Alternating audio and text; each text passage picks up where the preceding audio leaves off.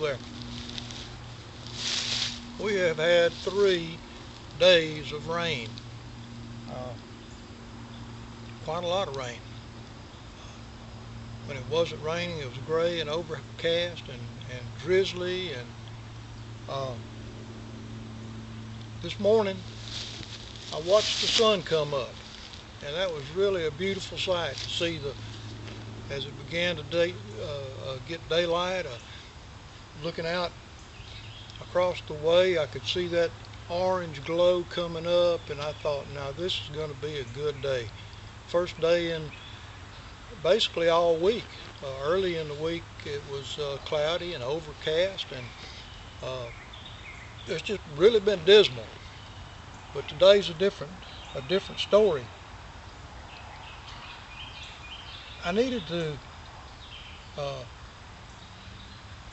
do some things here, and even though I knew it was going to be difficult getting back here, I didn't dare try to drive back here. Those crossings are just entirely too bad after all the rain. When the weatherman said the weather was going to get out of here around 8 o'clock last night, he didn't tell us that the last 3 hours of it would be a typical southern deluge. And it just, the bottom opened up and it rained probably more in 3 hours than it has all week. So these bottoms are flooded. The first crossing that I had to cross walking in, it was wet, but the way this watershed works, right here behind me,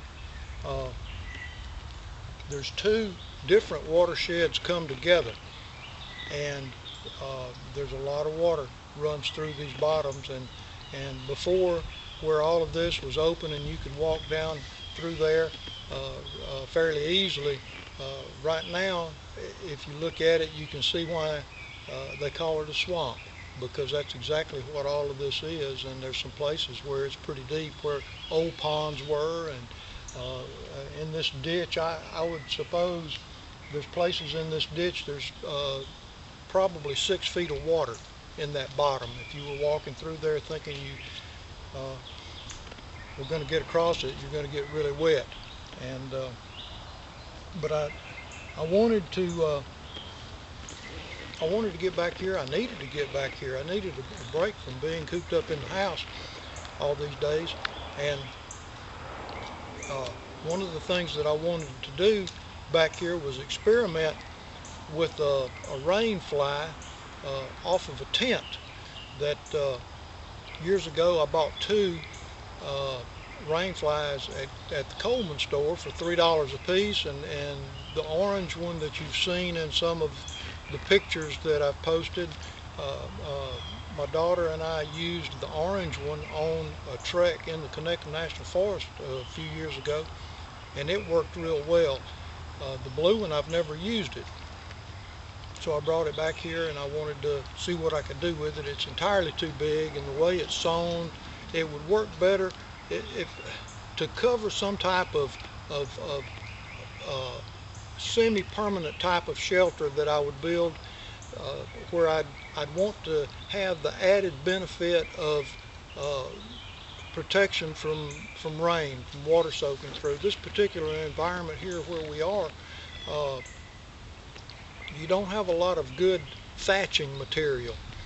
There's areas where you can find a lot of different grasses and reeds and things like that, but right here close to where I am, that's generally not the case. And so in a situation where you'd be building more of a permanent type shelter, something like that blue rain fly would be good as a first layer, and then put something over it to protect it from the elements and fallen limbs and things like that. So I experimented with that, and I got a little knowledge, which was good. It's too good to throw away because it can be used for something else in a long-term situation. So I'm going to hang on to that. And another thing that I wanted to do while I was back here was try out a hammock that I bought at Walmart. last summer, I believe it was. And I don't always see them in the store here, and I didn't want to spend a lot of money for something that I'm not going to use a lot. And so it didn't hurt too bad to spend, I think it was $23, $24 for this thing. And I threw it in a corner and never used it. But I figured, hey, it's time to break that thing out. One of the things I've always done is I've avoided a lot of things, camping primitively, one of them in the summertime, simply because laying on the ground in this environment, there's some things here I wouldn't want crawling in my bedroll with me.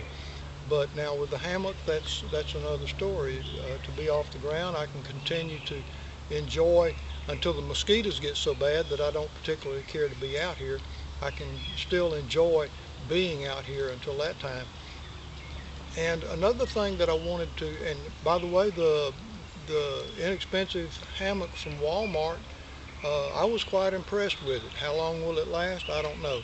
But for something that will get occasional use, if I was going on an expedition where I'd be gone for a number of weeks or a number of months, I'd certainly want to invest in something with you know, more expensive, more quality.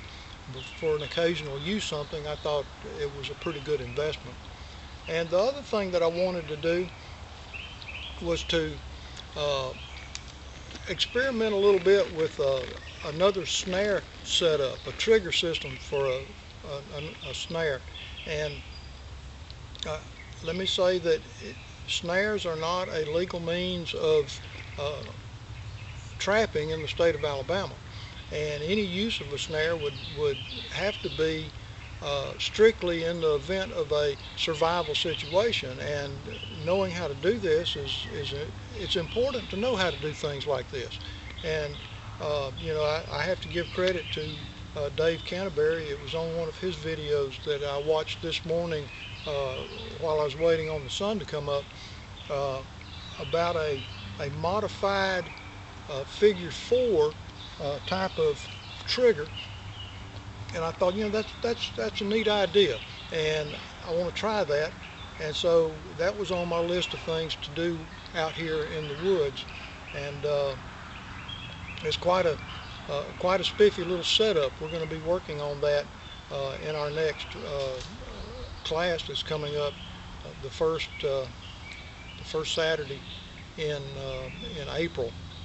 And then I have a second class that I'll be doing in April, which is essentially a private class for some folks. And so we've got that coming up in April. And everything that I've done back here today, braving these 2 crossings. The first crossing wasn't bad. The second crossing, the water was almost to the top of my rubber boots, and running fast enough that when I'd pick a foot up to take a step, even with my walking stick, that foot that would be off of the bottom, it wanted to go the direction of the flow. So that was kind of a fun crossing there. And probably 40-50 feet of water that I had to navigate my way across. But everything that I've done here today, I could have done in my backyard. But there's something about being in the woods that it just means a lot to me personally to be out here. And so I braved those 2 crossings and got back here to do what I came back here to do.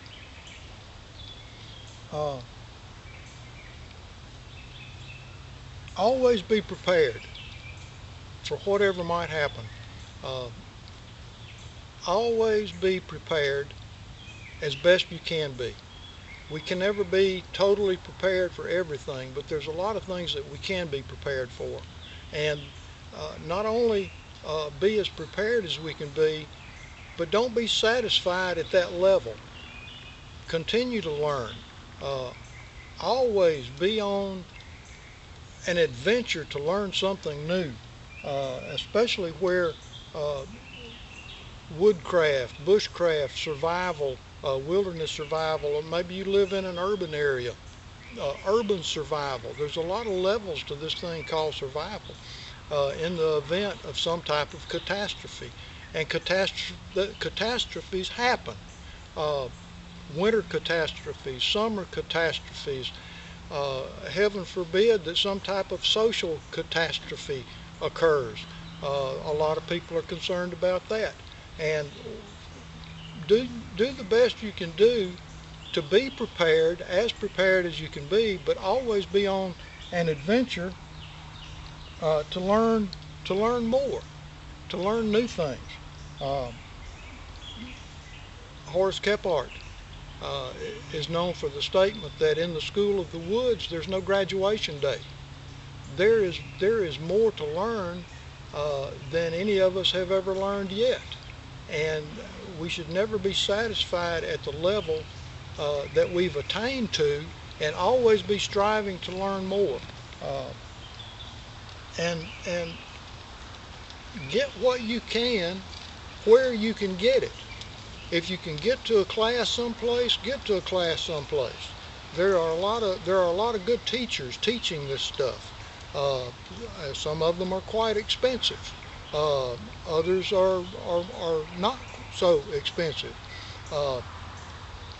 But get what you can where you can in order to be prepared and in order to learn new things. And if you can't get to a class, there are a lot of really good educational videos on YouTube, and I've learned a lot from watching those videos. Some are better than others. Some are just starting out in their journey and are really zealous about sharing what they've learned. I have learned things from children doing videos and posting them on YouTube. I'm 60 years old, fixing to be 61, and I'm not ashamed to admit that I can learn from an 8-year-old. And I can't say that I've always been that way, but I certainly have gotten to be that way. If there's something somebody can teach me, I want to learn from them, and I'm not too proud to learn from anyone. So get what you can get where you can get it, and get out and practice your skills. Skills get rusty. Tools get rusty. Every time you go into your kit, survey what's there. If there's something that needs to be repaired, don't wait until next week to repair it. Repair it as soon as you discover the problem.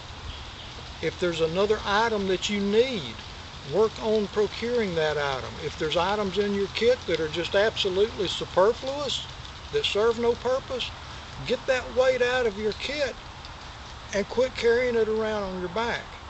Whatever you do, get out and practice your skills.